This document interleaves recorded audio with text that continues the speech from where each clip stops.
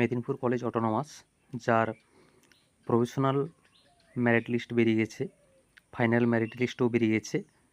তারপরে হচ্ছে তোমাদের অ্যাডমিশান প্রক্রিয়া আজকে 1 জুন, যেখানে 5টা থেকে অ্যাডমিশান শুরু হয়ে গেছে। তোমরা অ্যাডমিশান নাও। এবার অ্যাডমিশান কীভাবে নেবে আমি দেখিয়ে দিচ্ছি।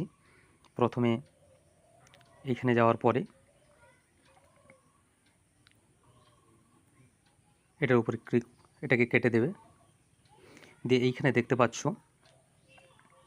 যে এই যে final merit list for admission, এটার উপর তোমরা ক্লিক করবে।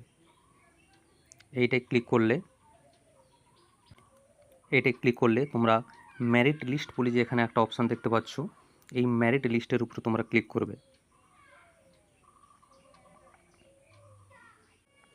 তারপর তোমরা এইভাবে একটা ইন্টারফেস দেখতে পাবে, যেখান থেকে এই যে দেখতে পাচ্ছ যে first merit list for admission, এইটার উপরে তোমরা ক্লিক করবে।